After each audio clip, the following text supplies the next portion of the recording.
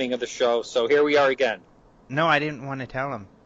Oh, okay. No, just kidding. I'm all into full disclosure, and yeah, we tried to record earlier, it didn't work out. So now we've got you on the highway, which I think is exciting. It's movement, movement's That's exciting. Right. We're on the go, and you're that important to the show that we. Well, thanks, man. Yeah. I'm just trucking. Yeah, you're trucking. Yeah, we brought that up last time. So. Yeah, but that I don't know if we can redo that joke though. We'll have to tie that all together somehow. Grateful Dead and all this stuff. Yeah. But right. By the way, Highwayman, you're into antiques. What did that mean? Was that like a bad dude, or was it just a traveler? I'm into what? I'm sorry. Antiques. So you probably have a better idea of what is a highwayman in the olden days. For antiques? Like in the old days. Oh, I really don't know the meaning. I'm sure someone could look it up in 5 seconds on Google. Yeah, because I always think, is a highwayman like some bad dude? It's a man typically on horseback who held up travelers at gunpoint in order to rob them. Wow. I didn't mean to imply that's what you're doing, though. Not yet, no. Okay. But I'm on the East Coast, so that sounds like a Western thing. Yeah. I just meant that you're a man on the highway. I am on the highway, yes. Yeah. Well, let's move on, I guess. Speaking of being on the highway, I'll be traveling, not via highway, I don't know, some people may, to the MUFON Symposium at the end of the month, and that's what our show is.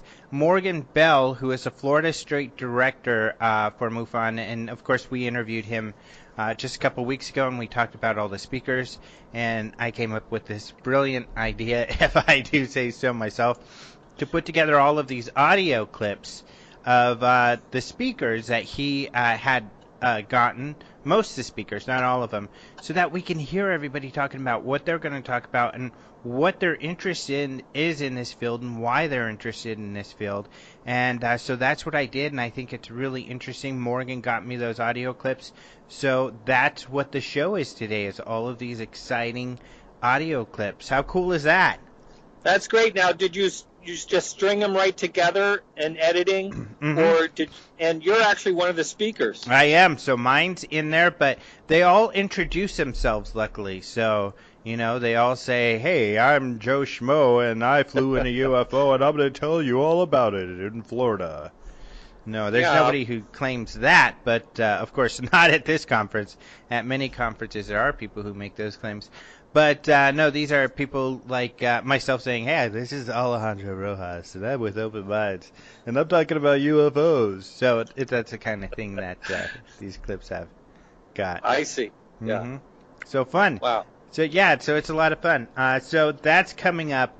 But first, why don't you and and you're so good that while you're driving on the highway, risking your life to and the lives of your loved ones to do the show, including poor little innocent Peanut, in order to talk about UFO news. And you're so good that you just know off the top of your head what's going on, right? Well, I know about one story that I can talk about. Okay, cool. Talk about it. All right, so a Florida witness videoed some orb UFOs. Now, this happened back on April 23rd of this year, around 10:30 p.m. He's in Jacksonville, Florida, which, as far as I know, is the largest city as far as landmass. Uh-oh. Did we lose you? What's funny is it sounds like I can hear Highway, but I can't hear you.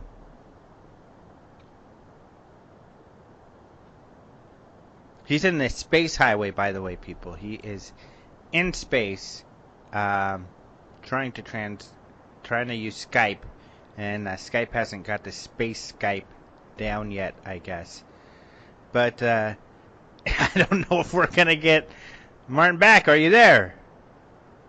So my story is, on April 23rd of this year, in Jacksonville, Florida, around 10:30 p.m., a witness was driving along, and he saw these orbs orbs in the sky, and he started to video them. So if you go to Open Minds TV and you check this story out, you can watch the video. There's a series of, I think, 3 or 4 videos that he recorded. Now, these orbs, they look like they're in to his words, a bow formation or possibly a triangular formation from a different angle. And he is driving about 50 miles an hour, and he is assuming that the speed of these orbs is about the same speed. The wind that evening was 5.8 nautical miles an hour. So for them to be traveling at 50 would kind of rule out Chinese lanterns. He said there was absolutely no sound at all, and so that would rule out helicopters flying in any type of formation. Plus, there wasn't other types of lights on them. Now, that was investigated by a Florida MUFON. I think the guy's name is Branhen or something like that. He investigated, and he said he ruled out Chinese lanterns, he ruled out helicopters. Now, I wouldn't be so 100% certain about the Chinese lanterns, because for someone to be driving along and judging the speed of something else is, as far as I'm concerned, is probably impossible unless you actually stop and the thing is directly over you or right beside you. I don't know how you could judge any type of speed. Mm-hmm. But so what do you think about all of that? Yeah, I agree with you. Unless you're like the Terminator with all this telemetry built into your eyeballs, it would be very difficult to determine the speed of an object. I mean, try to do that. So for the rest of you who are driving out there, try to determine the speed of like a bird flying by or something if it's as fast as you. It's just difficult. Even something sitting still, like the moon, looks like it's moving in relation to different. Yeah. And a lot of people make that mistake with Venus or other things, that they think it's moving when it's not. So, yeah, it would be really hard to say. He says that the lights didn't flicker, and so that's a good sign, because sometimes people will say, well, they were flickering, but I thought they were moving in a way Chinese lanterns would.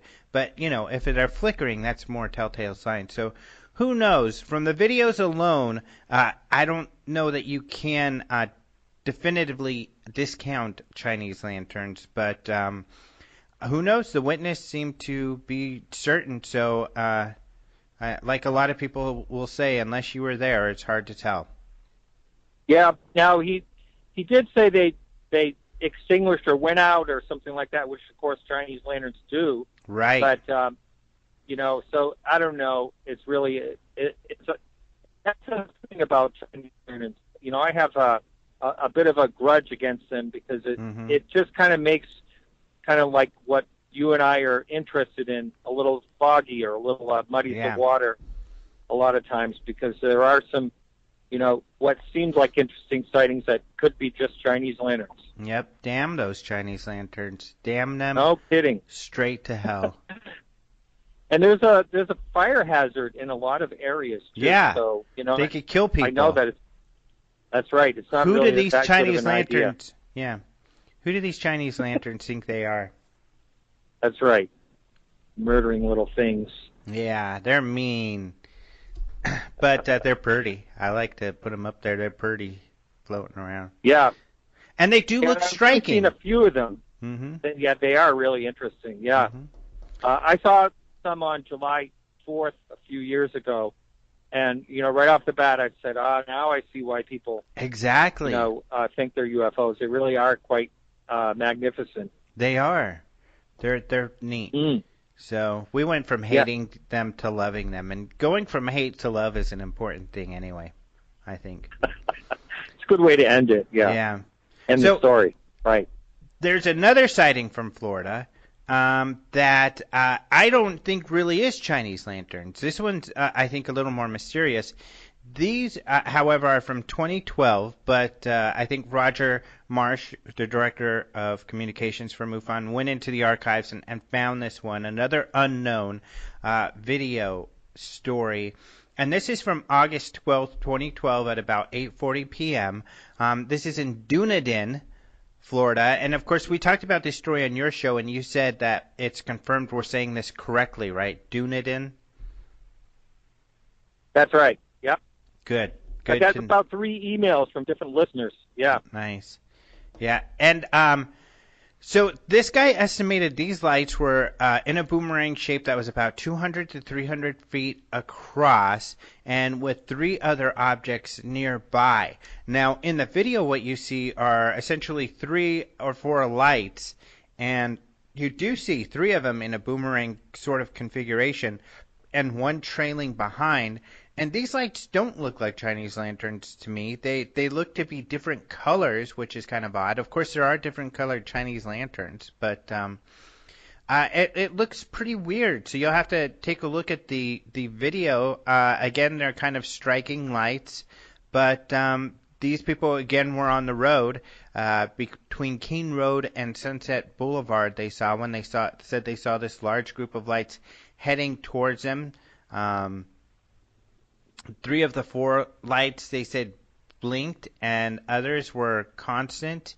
And some of them, they said, were like one of the objects appeared to them to be bright silver type of strobe, and red and green lights. So, yeah, people can take a look at this video. I think it's a pretty interesting video, and one that's a little more difficult to figure out. This was also determined to be an unknown by Florida State Field Investigator Bobby Hewitson and the Assistant State Director Terry Lynch, who I should say is doing a lot of work on the MUFON Symposium and as well. I've been talking with her and coordinating travel and everything. So pretty interesting.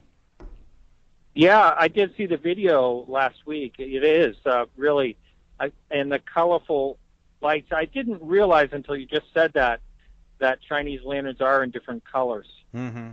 So yeah, there's one more strike against them. I know. Yep. Yeah, they come in a variety of pack of different colors. I only tried the red. I think they even have like cartoon ones, like SpongeBob ones and stuff like that. So. Yeah. Well, when we start hearing about SpongeBob UFOs, then we'll know it's a Chinese lantern. We'll know what's up.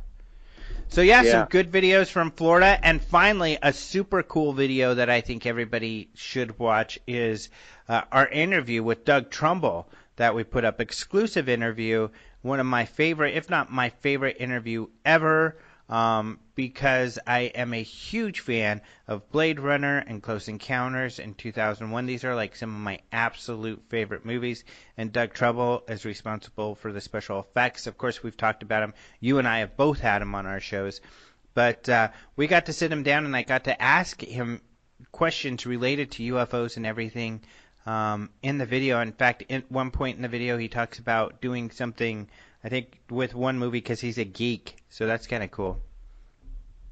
Wow. Yeah, Doug is a fine gentleman. I'm really looking forward to watch. I haven't seen that yet. Yeah, you should. I'm really looking forward to watching it. It's 8 minutes, and how but it long flies is that? by. 8 minutes? Okay. It's 8 minutes, which is, which is kind of long, but it's about the right timing, I guess. But it flies by because it's just all so intriguing. He talks about working with Kubrick and Spielberg and why he chose the movies he chose, and how his scientific, interest in UFOs is related to that, and kind of his motivation for looking into UFOs. So it's a lot of fun. Oh, great. Yeah. Great. All right, so there's the news. I guess I could leave you to pay attention to the road now.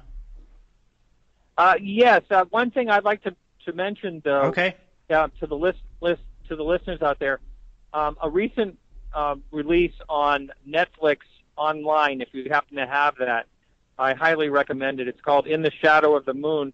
Basically, all the surviving members that walked on the moon talk about their experience, about what it was like to go there, about kind of the horrifying times, as well as all the stress and a lot of behind the scenes. It's really a fascinating documentary, and I recommend that to anyone that has any interest in the moon landings. It's really fascinating. So do they talk about giant UFOs in the shadow of the moon?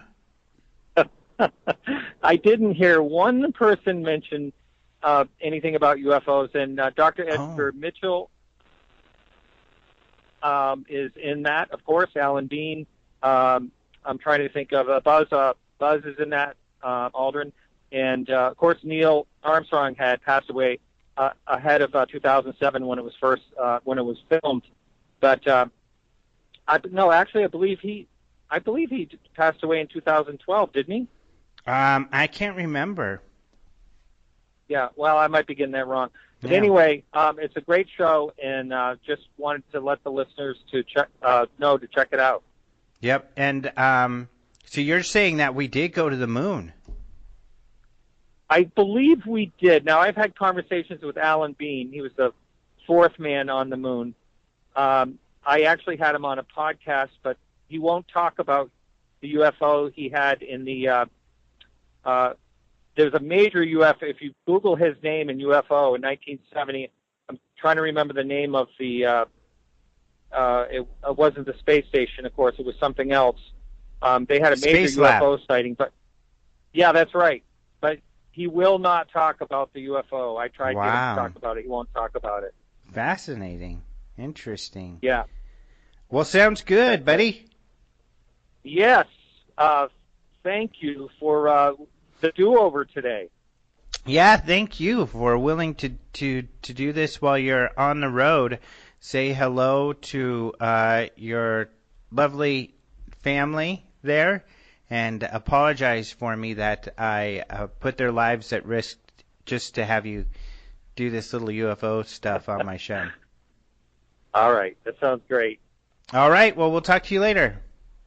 Talk to you next week. Thanks, man. Okay, so let's go ahead and hear what these MUFON Symposium speakers have to say. Hi, my name's Robert Powell. I am the Director of Research at MUFON, and I am also the head of the Science Review Board. This year, I will be speaking at the MUFON Symposium, which will take place in late August of 2016 in Orlando, Florida. I will be presenting on the top cases that MUFON has investigated over the last couple of years. I mean, this will include everything from a guy who owns his own company and sees a barbell-shaped UFO within 300 feet of himself, along with two other witnesses, to individuals who have seen triangular craft, and most of these cases have multiple witnesses. The objects are fairly close, in other words, within 500 feet, and they're cases that have been brought to the Science Review Board and have been reviewed and a decision made that there are no simple explanations to the case. The question of the UFO phenomenon, why I investigate it, and what does it mean to me? I mean, that's a good question.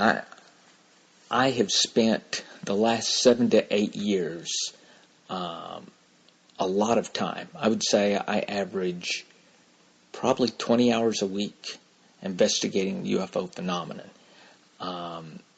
I've got gigabytes and gigabytes of historical files.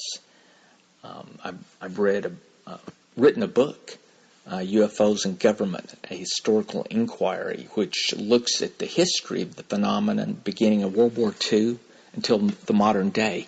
So I've got a very good feel and understanding of the UFO phenomenon.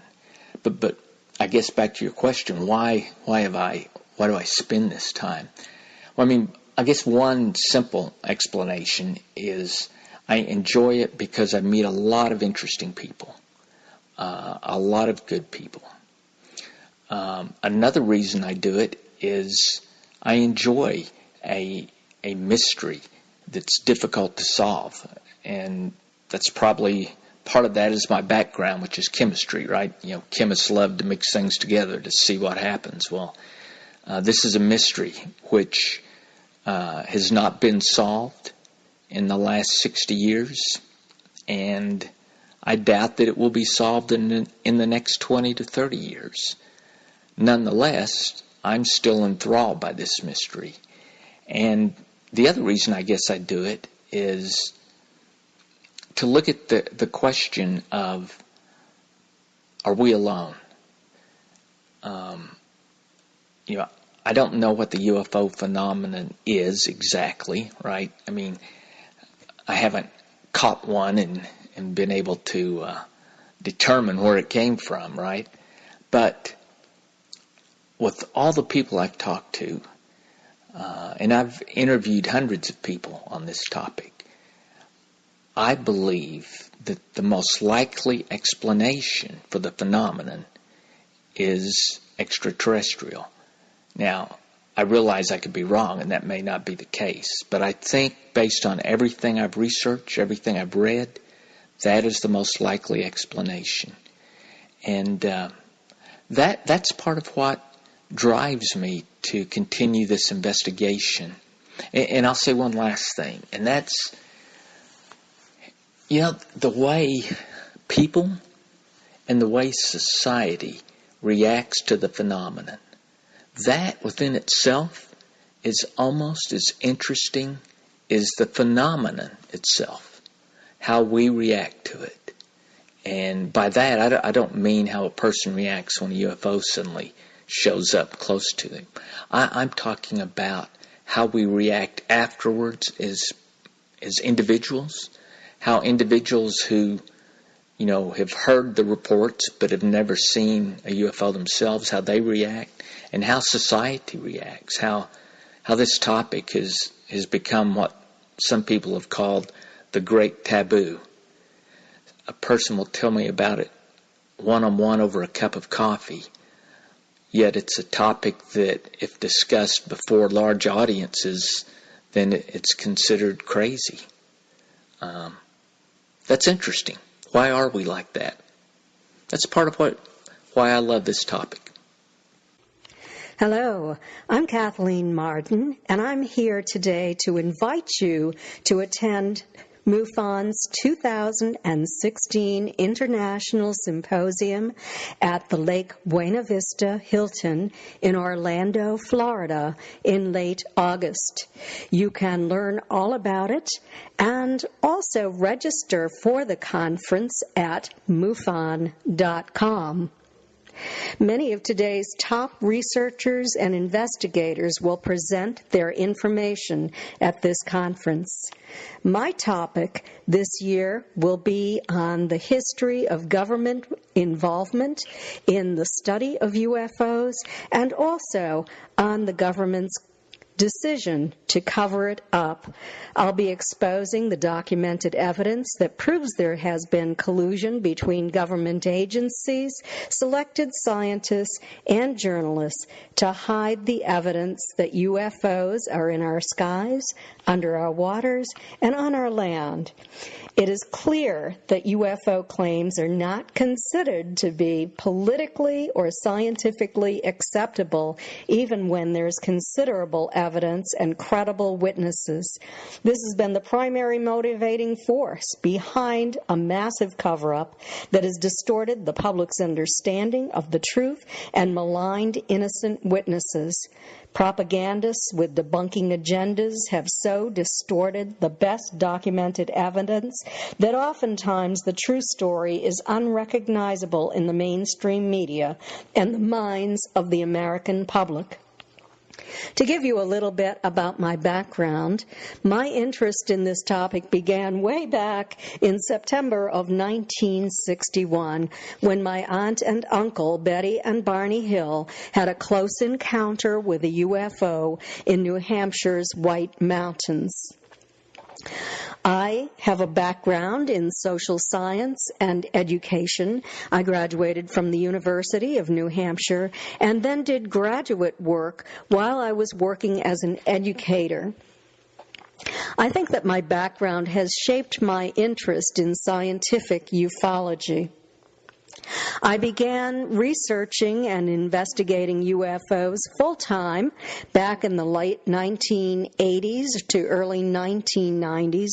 I joined the Mutual UFO Network in 1991, and today I am MUFON's Director of Experiencer Research. I have written 3 books on the topic, Captured, the Betty and Barney Hill UFO Experience, and Science Was Wrong with nuclear physicist, scientific ufologist Stanton T. Friedman, and The Alien Abduction Files with Denise Stoner, who is also on my team at MUFON on the Experiencer Research Team. She will be hosting 2 workshops for experiencers this year. And again, I would like to invite you to attend this year's symposium, hoping my new book will be released by that time, and I would look forward to discussing that with you at the symposium in late August. My name is David Marler. I've been actively investigating the UFO subject for over 25 years.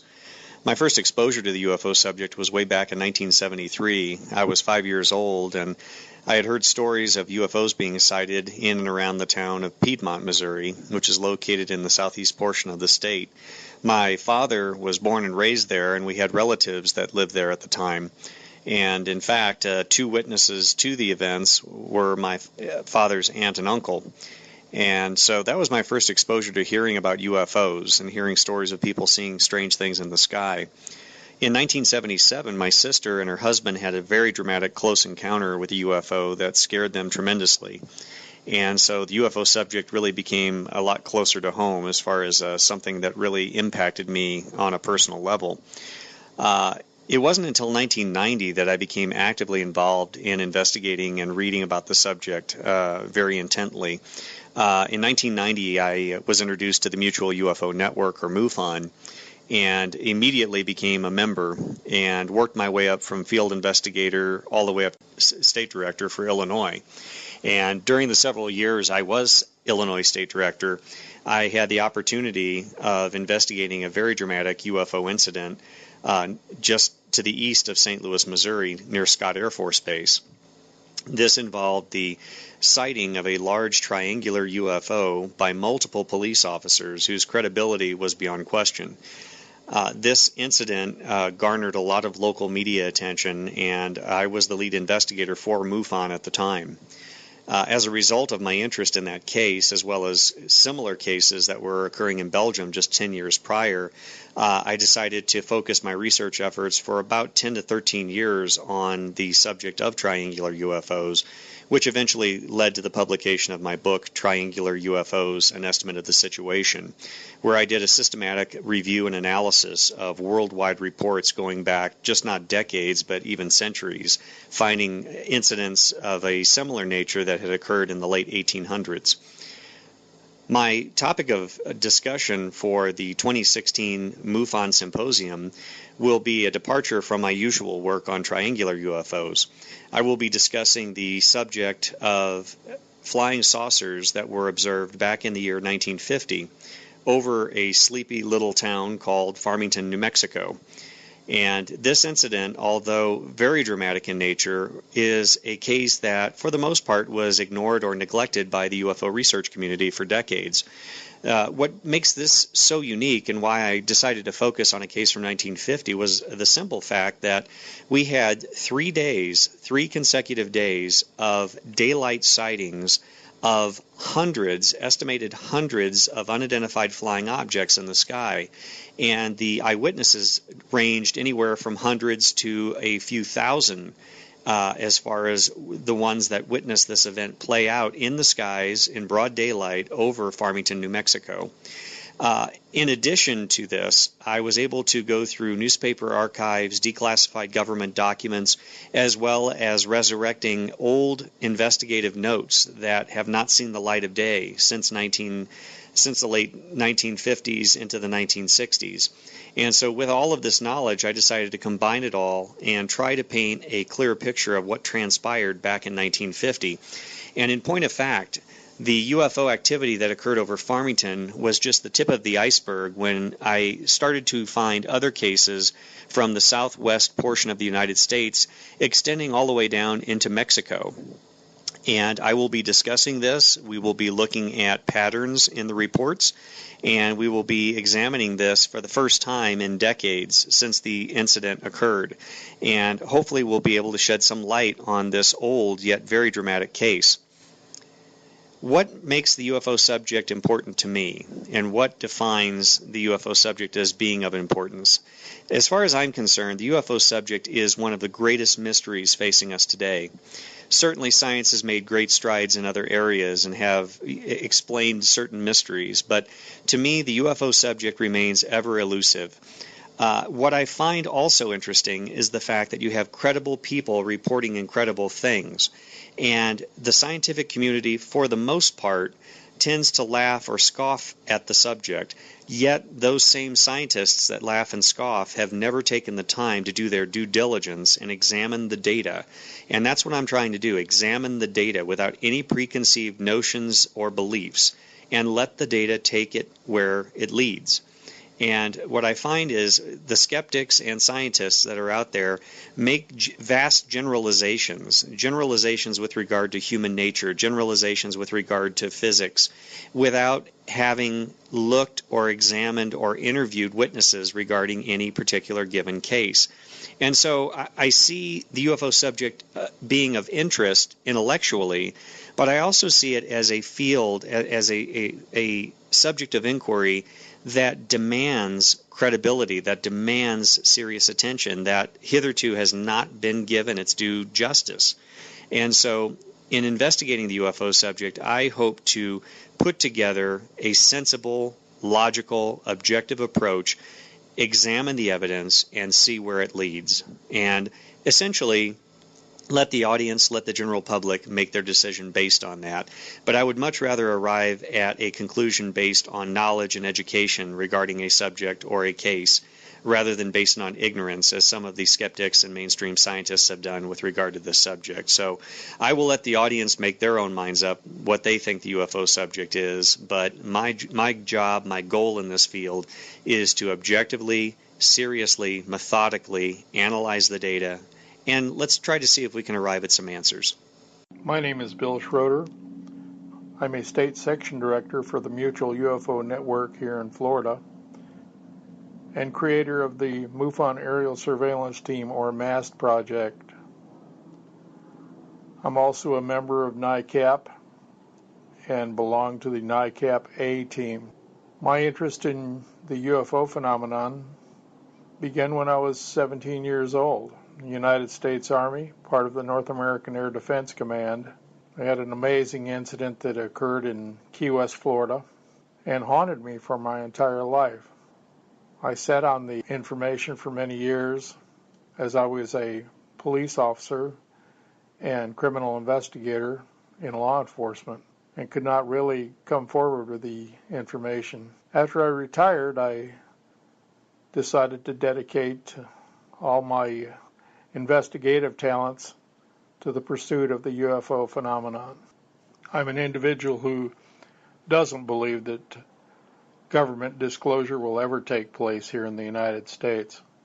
An answer, if found, will likely be found by independent investigators attached to MUFON or other investigative agencies. This is what I work for. This year I was honored to be asked to speak at the 2016 MUFON Symposium in Orlando, Florida. I will be discussing the incident that occurred to me in 1967 and resulting investigation that disclosed an amazing flap that occurred in 3 months of that year and involved most of the southeastern United States. Ufology is my last and greatest investigation. It's a way to attempt to answer questions that may never be answered, but you can't stop trying just because the outcome might not be what you want. I sincerely believe we are being visited on a regular basis by beings from another place, whether it's interdimensional or interstellar. I sincerely believe that these entities sometimes interact with us, sometimes on a very personal basis, This is one of the things that's changed since I began this quest. I really entered as a skeptic when it came to contactees and abductees, but I've learned a lot. My eyes have been opened about things that are happening that are remarkable. I still believe that an encounter with a UFO or an alien vehicle or an entity is a very, very rare event. But that doesn't mean you stop looking, because you can never win if you don't play the game. So I play the game in as many fields as I can. I am involved in research for 3 different UFO research organizations, and there is no stone that I don't leave unturned. And I may never answer any of the questions that I have, but I'm sure never going to stop trying. I think that a lot of ufologists hope for government disclosure. I personally don't believe that government disclosure will ever occur. It's going to come to a head 2 ways. Whoever they are, wherever they're from, machines break. And in today's technology world, where everyone has a phone in their pocket or a camera in their pocket, if another Roswell occurred in a populated area, there would be 3 million pictures of the incident before anyone could stop it. The other way that disclosure may occur is if we finally get the proof that is undeniable. And that's one of the reasons that I believe in the MAST program. When the MAST program and the Skyscan system and the All-Sky system work together, we may have disclosure a different way.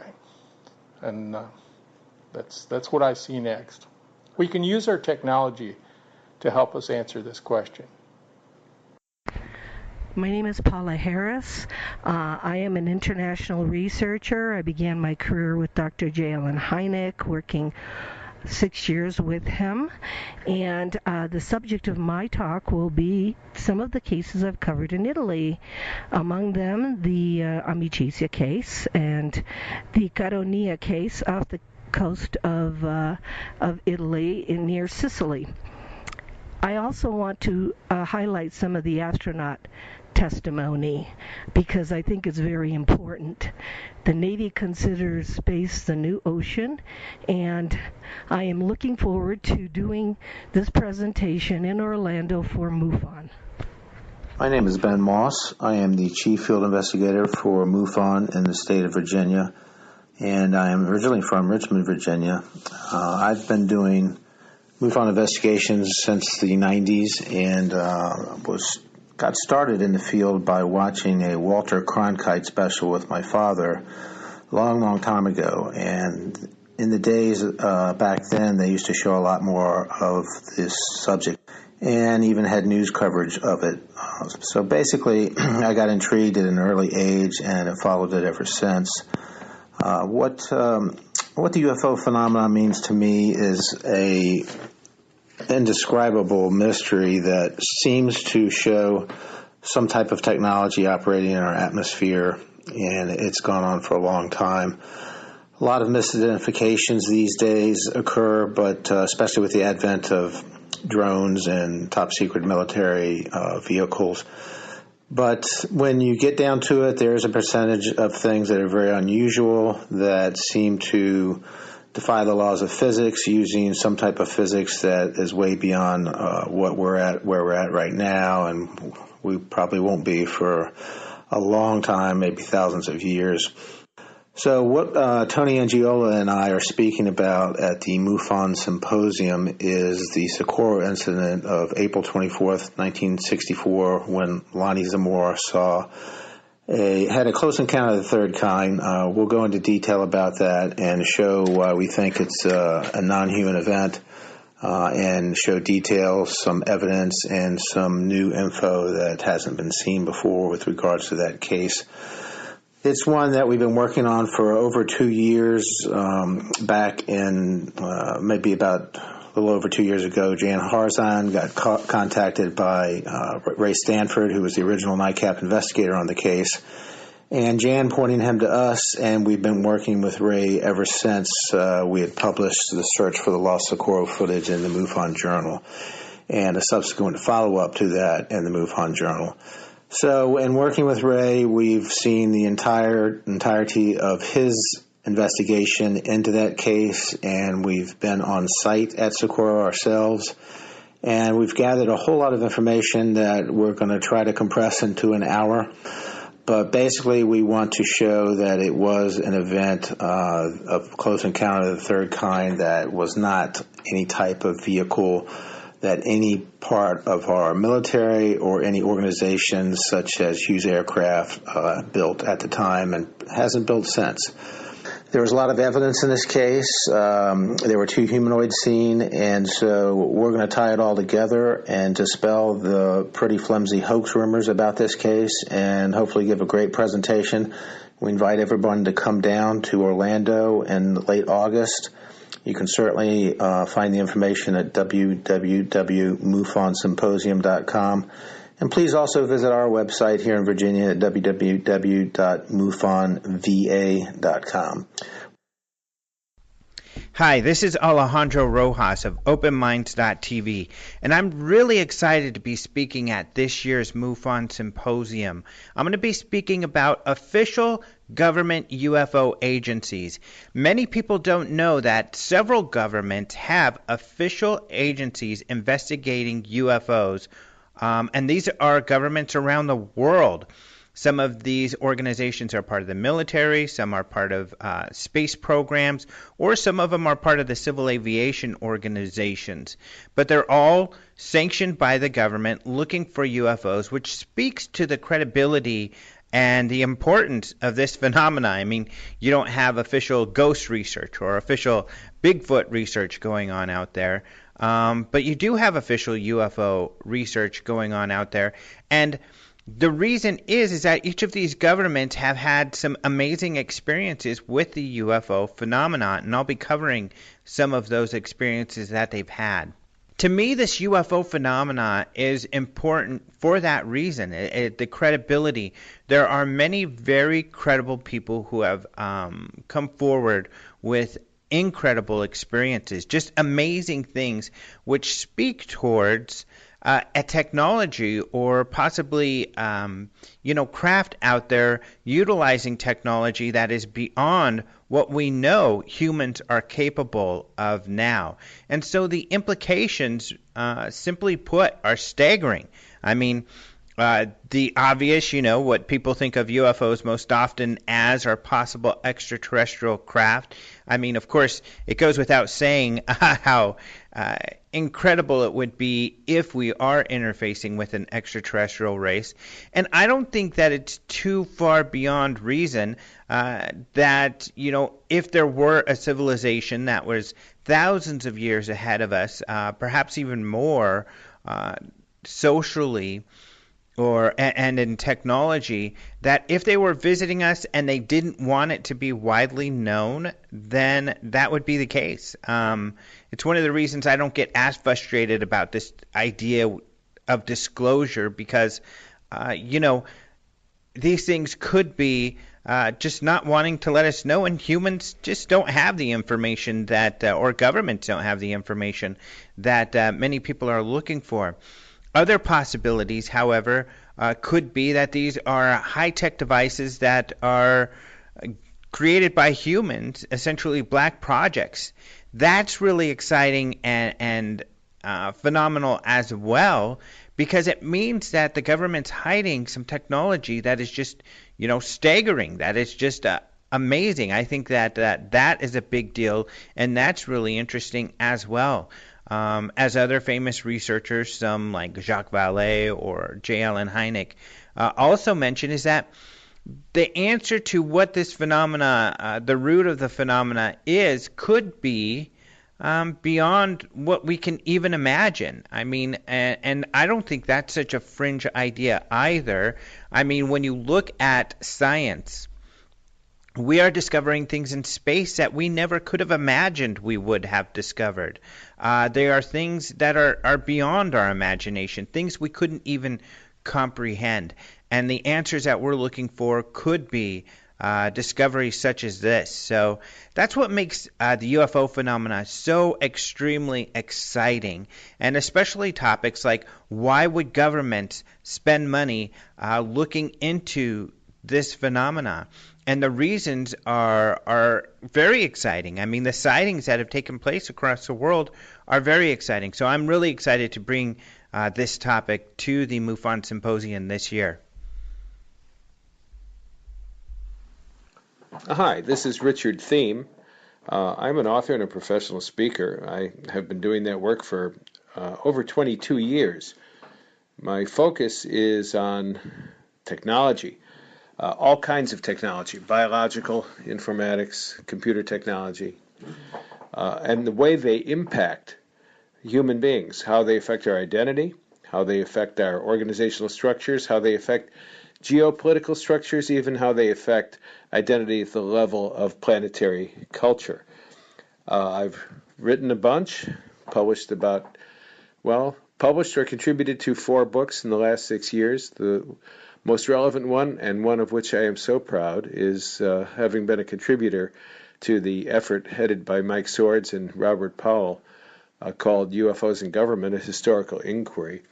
It's a terrific work of history that's become the gold standard for how to do historical research into a complex and daunting subject. Now, I've been interested in UFOs in a really focused way since 1978. At that time, I was a clergyman, an Episcopal clergyman, and I was serving in a parish on the edge of Hill Air Force Base in Utah. And one of our parishioners was a bird colonel who was a fighter pilot, heavily decorated in Vietnam, and a very right stuff kind of guy.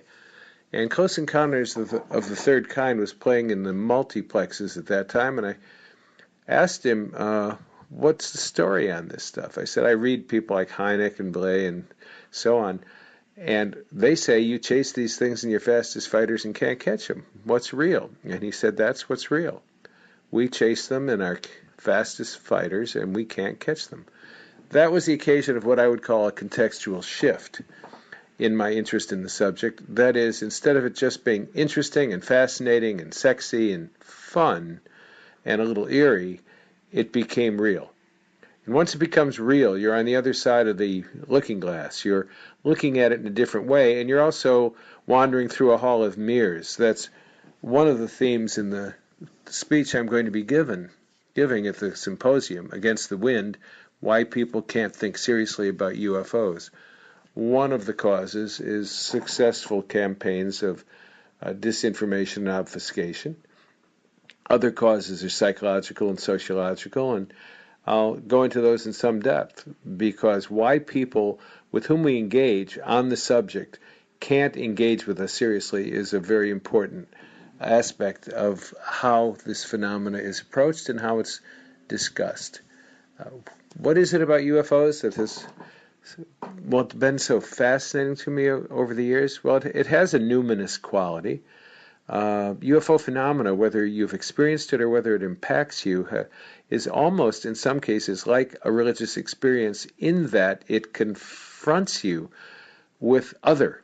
It confronts you with the beyond. It confronts you with more than we think. It confronts you with the end of the consensus reality in which we live and move and have our being, and suggests that a new paradigm is required.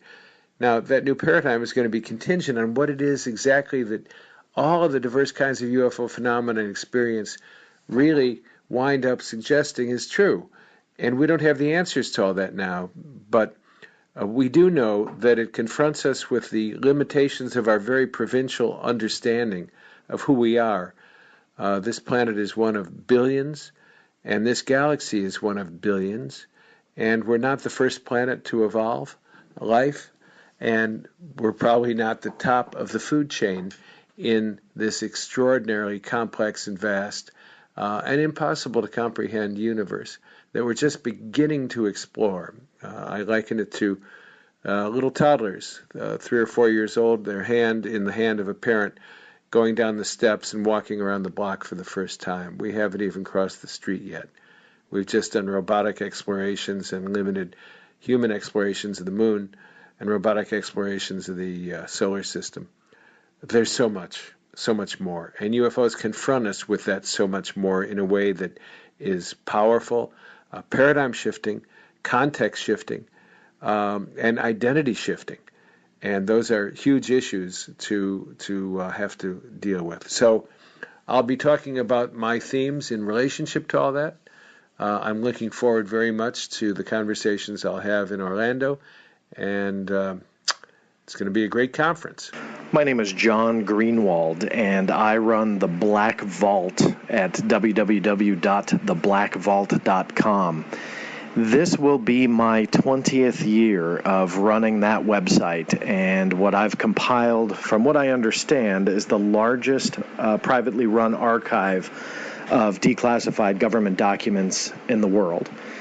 And when I first started, I was just absolutely fascinated by the UFO phenomena, and that's really why I ultimately began what I did of requesting under the Freedom of Information Act information from the U.S. government and from the U.S. military, trying to figure out what the real answer was to this mystery.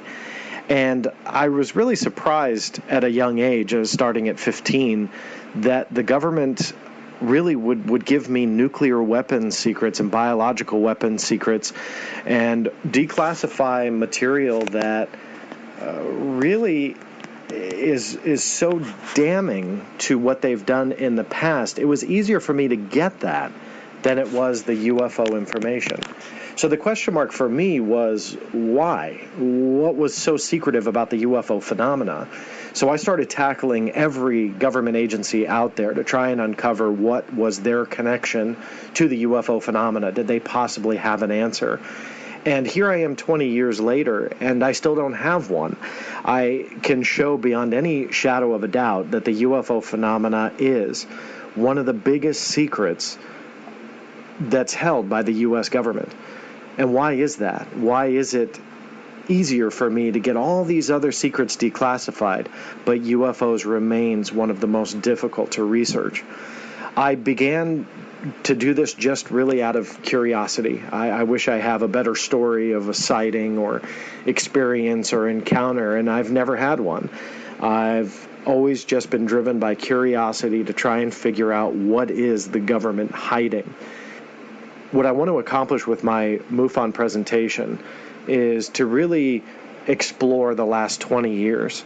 I want to show the audience what I've been able to uncover, and not necessarily editorialize it where I'm telling you what to believe, but ultimately taking from a skeptical point of view every possible answer of what this could be, meaning it's explainable, and in essence letting the audience decide, well, can that really be what this UFO phenomena is, or is this something much, much bigger? My personal belief is this is something much bigger. I still have a lot of question marks in my mind, but ultimately I just don't know what the real answer is. I don't know why the government is covering this up, but I think the documentation shows beyond a shadow of a doubt that they are covering it up. I do not believe it is top secret military aircraft. I do not believe these are hallucinations or the planet Venus or swamp gas or whatever other silly explanation that we can come up with.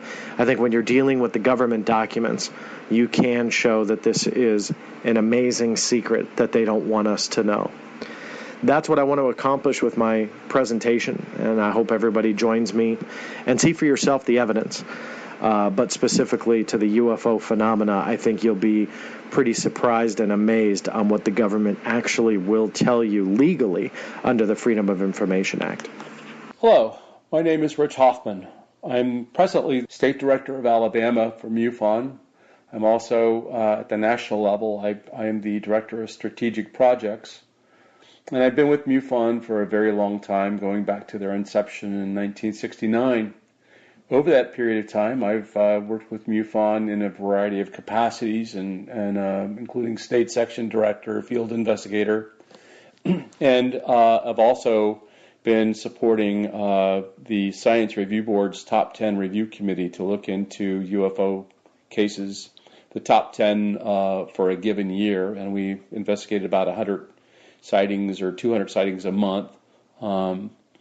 Anyway, I have been dealing with the phenomena for a very, very long time, and hope to be able to contribute to the serious study of this phenomena. I've been asked to speak to the question, like, what does this phenomena, UFOs and UAPs, mean to me? It's an intriguing question, and one that I've pondered over 52 years now. I don't know why I got into it, but I did at the age of 13. I didn't see a UFO. I've never experienced one, but I did investigate and talk to people that I thought were extremely credible that had seen and even chased in jet aircraft objects that they didn't know what they were. And these were people that were, of a variety of professions, and including law officers and people who worked at Wright-Patterson Air Force Base in Dayton, Ohio, which is where I grew up. And these were credible people, again, talking about cases. And the more I got into it, the more I found out that there's a lot of people from around the planet who have all had experiences. And it didn't seem to matter whether they were natives in Papua New Guinea, or whether they were in Africa, or whether they were living in the Soviet Union or whatever. They seemed to all have similar experiences, which indicated to me something was very much there. I think my curiosity as a 13-year-old got the best of me, and I became I have a high degree of curiosity, and continued to look into this subject as a mystery. I think people like mysteries. Anyway, I've spent almost my entire life looking into this subject, and periodically you find cases that are very compelling that you just cannot explain, and where there's evidence in the form of radar data or photographs or whatever that help to support it. You have a very strong case, and it was a very unusual object that just defies any rational explanation. I think that that's what captures me and why I've remained in this for such a long period of time. I've seen too many instances where governments around the world, militaries have been heavily involved, tried to get any kind of like a study going on them, and that failed, and or they came to the conclusion that there was nothing out there, or they dismiss it. And I've always been bothered by that, because I never really felt that this got the serious attention that it really truly deserved. And that's what I hope to change. I think that I really want to be able to promote science and being engaged in using science to help come up to answers.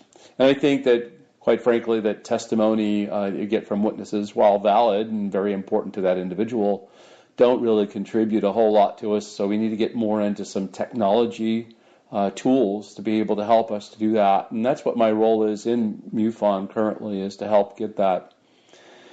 Anyway, I'll be talking about the Aguadilla, Puerto Rico case, which does involve technology, and it's a leaked video from Homeland Security. And I hope that you'll join me this coming August as we delve into this particular case. Look forward to seeing you there. My name is Robert Hastings. I am going to be the keynote speaker at the 2016 MUFON Symposium in Orlando, Florida in late August. For the past 43 years, I have sought out and interviewed U.S. military veterans regarding their involvement in UFO activity at nuclear weapons sites. These individuals, ranging from the rank of colonel to airman, have described incidents where UFOs have not only hovered above our nuclear missile sites, but have in fact, on some occasions, interfered with the functionality of those weapons. I have over 150 sources at this point, veterans who were involved in these incidents in one capacity or another. Further, declassified U.S. government documents confirm that UFO incursions at nuclear weapons sites extend back to the late 1940s. UFOs have appeared at nuclear weapons laboratories such as Los Alamos, Sandia, Oak Ridge, and other facilities.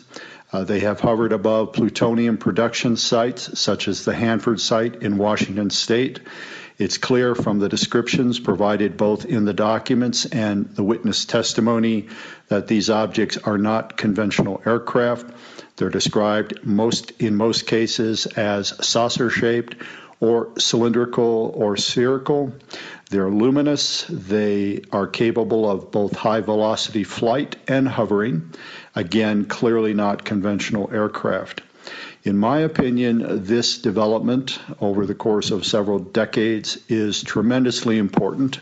The fact that UFOs, whatever they are, wherever they're from, whoever they're piloted by, have expressed an interest, an ongoing, widespread, and long-standing interest in our nuclear weapons systems is certainly significant and worthy of public attention.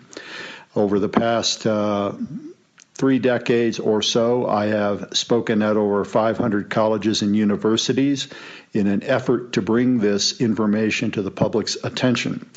In September of 2010, I also held a press conference in Washington, D.C., which CNN streamed live. That press conference is available, the video of it, at my website, ufohastings.com. Unfortunately, after approximately a 1-week period of widespread media interest, not only in the United States but around the world, in the press conference, media interest in this topic has faded almost completely. Why that is, I don't presume to know. It's unfortunate, but true. At that press conference, 7 U.S. military veterans all described their involvement in one or more nuclear weapons-related UFO incidents. The most spectacular cases involve incidents in which UFOs apparently not only shut down missiles, make them inoperative, requiring maintenance before they become operative again, but other incidents involving missile activations, which seem to be even more terrifying than the shutdown incidents. The witnesses who have described these incidents say that UFOs have apparently caused missiles to go into countdown mode, that is, are preparing to launch. Quite evidently, this is extremely terrifying to the individuals who are involved in these incidents. There are documents from the former Soviet Union secured by investigative reporter George Knapp indicating that these kind of missile activation incidents also occurred in the former Soviet Union. So quite clearly, whoever are flying these craft are playing an even-handed game. They are not only monitoring and disrupting American nuclear missiles, but Soviet nuclear missiles. I am aware of UFO activity at American missile sites as recently as 2013. That information is still classified quite obviously, and yet the sources for it are credible and reliable. In short, this is an ongoing situation. I presume that the same thing is occurring in the former Soviet Union, now Russia, but it would be very difficult to get information from that still very secretive country. In any case, it's clear to me, and I think virtually everyone who I present my information to in articles, my book, my now released documentary film, and in articles I've written for my website, that this is a very real and tremendously important situation. I believe that the American public, and indeed everyone in the world, has a right to know the facts, and I have attempted as best as possible to ferret out those facts and present credible sources of information which substantiate the information that I am presenting to the public. In March 1967, I was present at Malmstrom Air Force Base. My dad was Career Air Force. That was and still is a nuclear missile base in Montana. Rumors were circulating about UFO activity at missile sites. I was really not in a position to follow up on that information as I was still a teenager, but over the years, those rumors have proven to be true. And in subsequent decades, other people with a knowledge of these incidents have come forward. For example, well-known UFO researcher Raymond Fowler, who at the time of these incidents worked for the Sylvania Corporation as the Minuteman Project supervisor. In a book he wrote in 1974 called UFO Interplanetary Visitors, he indicated for the first time publicly, as far as I'm aware, that UFOs had interfered with the functionality of nuclear missiles at Malmstrom Air Force Base. Once I read that book and another published reference by the late Donald Kehoe, another well-known UFO researcher, I began to actively seek out and interview U.S. Air Force veterans who might have a knowledge of these kinds of incidents. At this point in time, I have over 150 sources. These are former nuclear missile launch officers, targeting officers, missile maintenance personnel, missile security guards, other U.S. military veterans with a knowledge of UFO incidents at other types of nuclear weapons facilities, such as storage sites. All of these individuals are emphatic that UFOs have long monitored and even interfered with the functionality of U.S. nuclear weapons. Quite evidently, this is an important subject. I think the public has a right to know the facts, and I have therefore spent as much time as possible since the early 1970s attempting to gather, collate, and present this information to the public. My book, UFOs and Nukes, Extraordinary Encounters at Nuclear Weapons Sites, was published in 2008. It contains the testimony of more than 100 U.S. military veterans regarding UFO incursions at American nuclear weapons sites. My recently completed film, UFOs and Nukes, The Secret Link Revealed, will be presented at the MUFON Symposium in Orlando. I think it is quite convincing. The feedback that I've gotten over the 3 months that it's been available online is uniformly favorable. This, in effect, has become my life's work, for better or worse. I have long referred to myself as simply being the messenger. The U.S. military veterans are the heroes in this story. I am simply conveying their message to the public.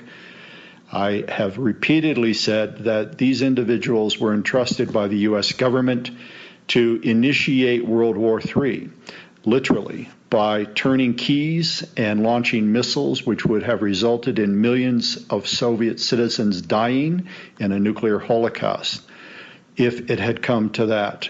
And now, these same trusted persons, the persons who were entrusted with these tremendously important responsibilities, have now come forward in large numbers and said that UFOs have long monitored and even tampered with American nuclear weapons. I believe this message is worthy of public attention.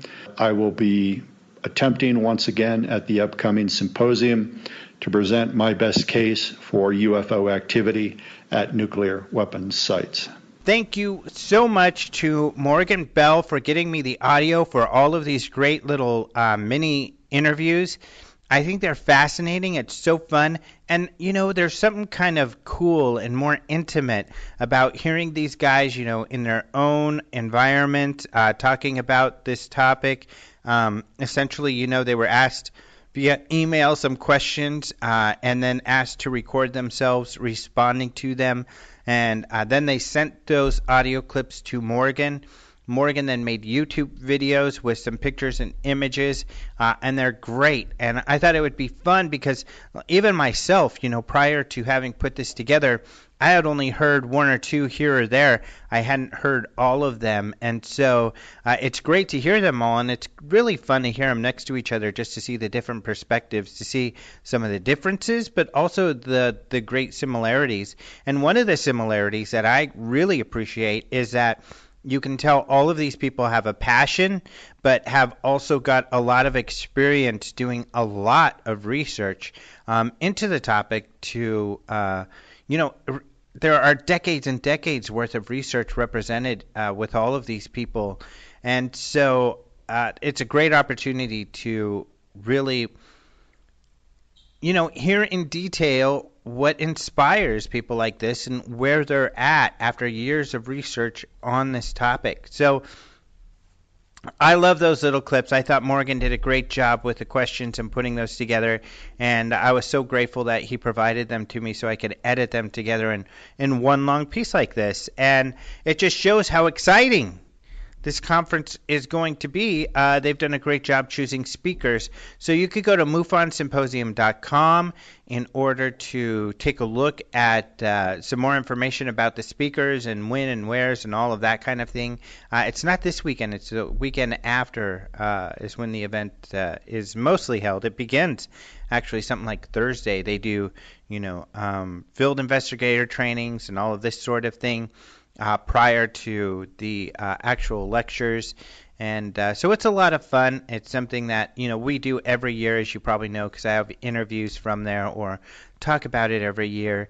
And so I'm really excited to be able to speak there, and I'm very grateful that they've asked me to speak. And this talk that I actually put together or began to put together a couple of years ago, I've done it I think in Roswell before, but it was with the main intention of hopefully being able to do this talk at MUFON at some point.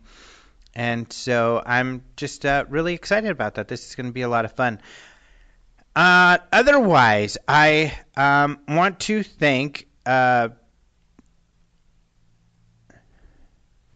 another thing that you can do is if you heard an audio, somebody that you liked, then, and I mean like not just liked, but maybe even liked.